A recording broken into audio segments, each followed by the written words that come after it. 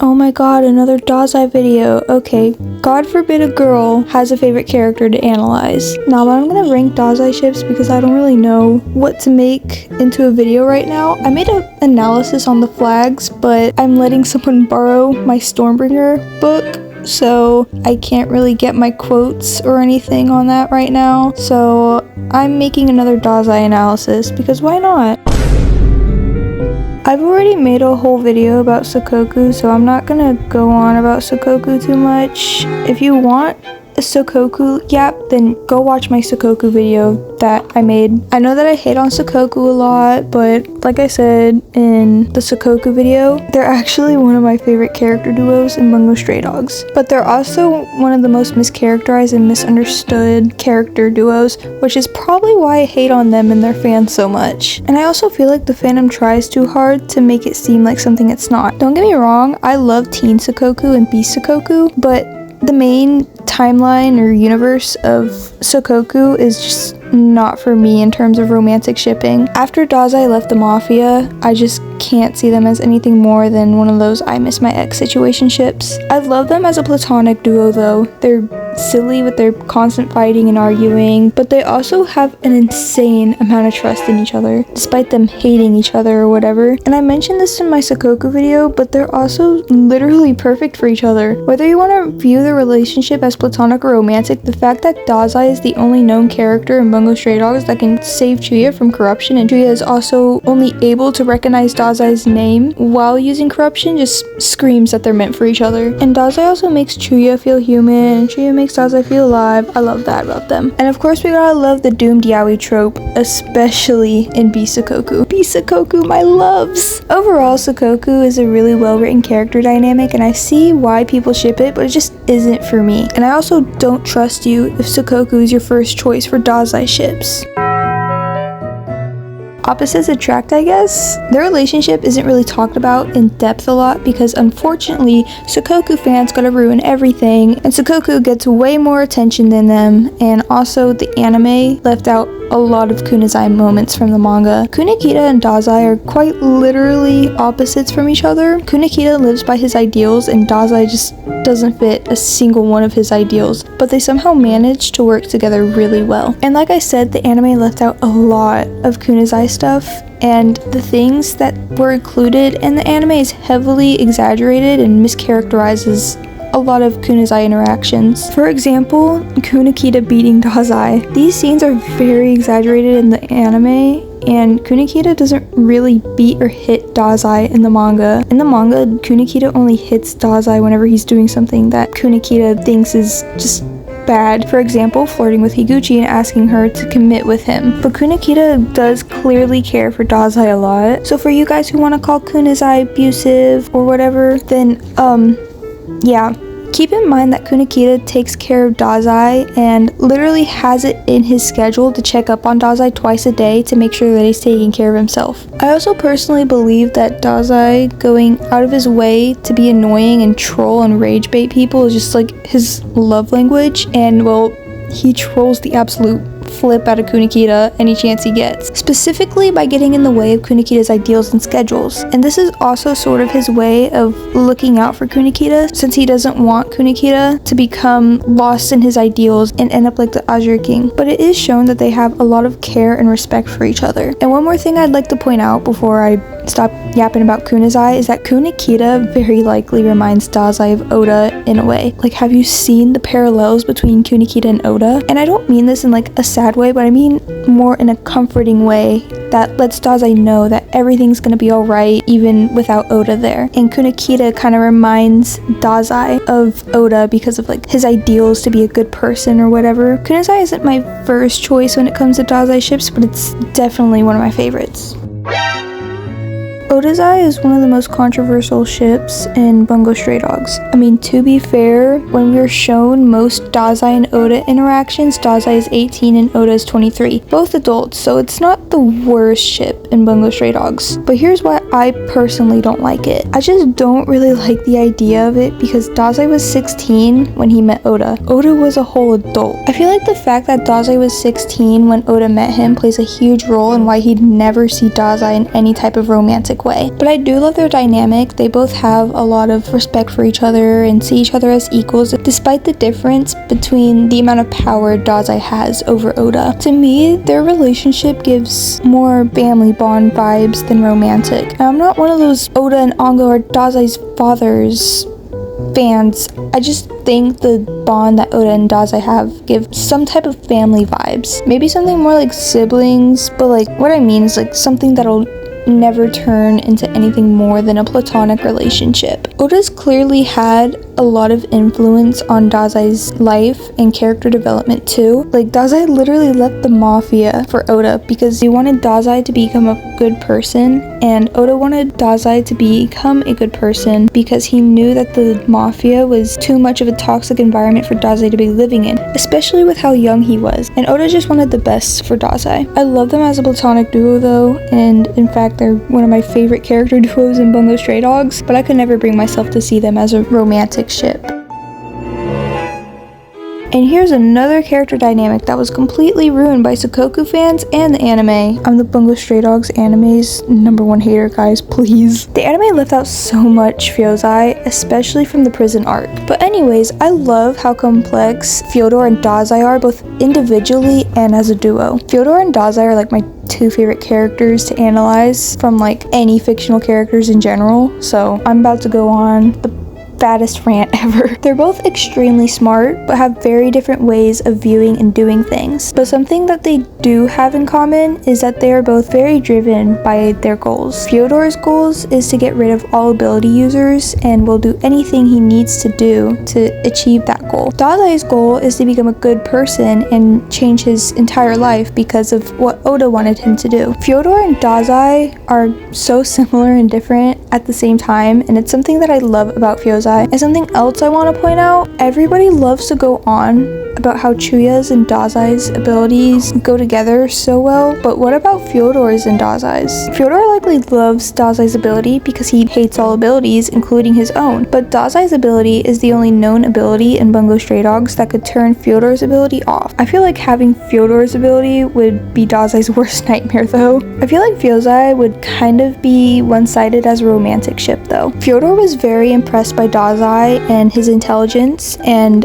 hadn't been impressed by anyone in possibly hundreds of years. They were also able to match each other's intelligence and challenge each other and actually have a fair fight with it, something that neither of them have ever been able to do before. Something I like to believe about Fyodor's character is that the reason that he just doesn't care about anyone is that because he's learned from being alive for hundreds of years that emotional attachments and bonds with other people are just useless and only get in the way. So the fact that Fyodor allowed himself to form a genuine connection with Dazai says a lot, in my opinion. But why do I say one-sided? Dazai doesn't really like Fyodor too much. It's not completely one-sided because there are some moments that show that Dazai did genuinely care about Fyodor, but he also genuinely dislikes him too. For example, when Fyodor died in the prison arc, Chuya mentioned that Dazai didn't say anything stupid, and Dazai was like, oh well, not this time. So clearly he did have respect for Fyodor, but like I said, this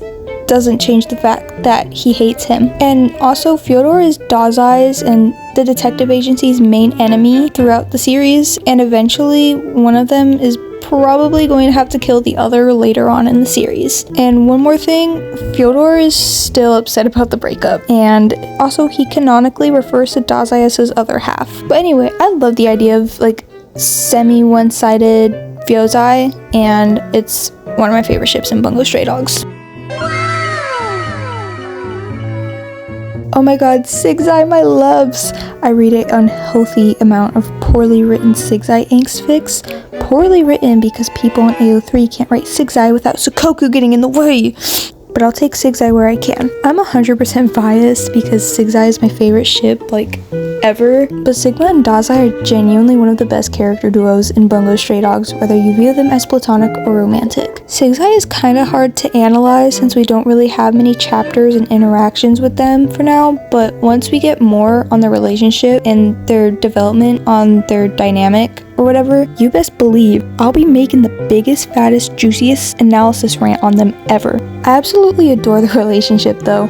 Within minutes of meeting Sigma, Dazai knew that he wanted to save him, but why? He had no reason to. Sigma was literally working with the enemy, and the given circumstances in the prison arc, it didn't really seem like a Dazai thing to do to me. But who knows, Broski's always been really unpredictable. But also keep in mind that Dazai had multiple other options that would actually help him to escape prison, but he chose Sigma. Maybe he saw something in Sigma that hasn't been said or implied yet. I know it's been stated that Sigma wants to join the detective agency, so maybe that's part of the reason why Dazai chose him. Maybe so that he could turn his life around and become a good person by joining the detective agency. Dazai might be trying to influence Sigma in a similar way that Oda influenced him when he was younger, as a part of him trying to become a good person for Oda. But oh no, Dazai was just using Sigma. Bro, shut up. No, he wasn't. Yes, he wanted Sigma to get more information on Fyodor and his plans and other things, but clearly he cared for Sigma more than just the information that he was getting out of him. He literally made a promise to Sigma that he would get him out of there alive. Sigma is alive, guys. He's just sleeping. Trust. Plus, we got that gay scene of them dancing and kissing. Please, I'm joking about the water scene. I know they were just trying to survive, but I find it funny to joke about. Sigai does have a lot of potential for becoming an amazing character dynamic, and I'm hoping we'll get more of them in the future. They'll be back in chapter 124, trust. I don't really know how Nikazai is as popular as it is because from what I remember, I'm pretty sure they only have like 2 interactions. They met during the prison arc and don't really have any interactions outside of Nikolai explaining the rules on how Fyodor and Dazai were going to escape prison, and then a short interaction after Fyodor crashed the helicopter. If I'm forgetting anything, let me know because I'm writing the Nikazai part based on my memory alone, which isn't that great. But being realistic, I don't think that Dazai and Nikolai are ever going to have any type of significant relationship with each other. I mean, maybe they could bond over the shared trauma of Fyodor dying in front of them, but I really don't know what else to say on them. I personally just don't understand the ship.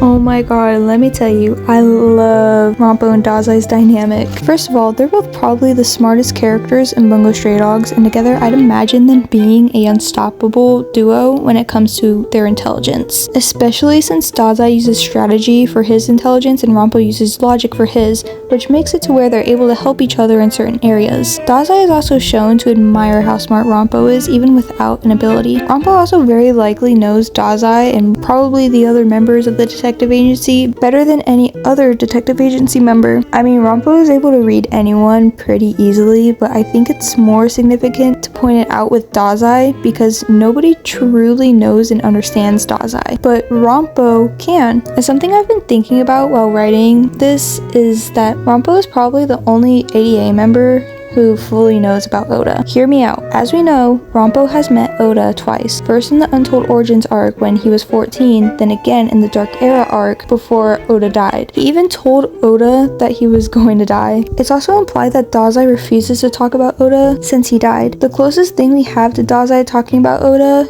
is a scene in Dead Apple where he told Atsushi that the person's grave that he was at was a close friend of his, but he didn't go any further into explaining. And it's shown throughout the series that Rompo is able to figure anything out and knows everything about everyone, so I like to believe that whenever Dazai came to the detective agency from the Mafia, Rompo was able to make the connection that Oda and Dazai were super close, and Oda dying was probably the reason that Dazai left the Mafia and is trying to become a better person. But he just doesn't say anything about it to Dazai or anyone else because he knows Dazai doesn't want to talk about it. I get so happy every time I see them working together though, and I definitely see why people ship them, but I personally just don't see them as anything more than a platonic best friend duo.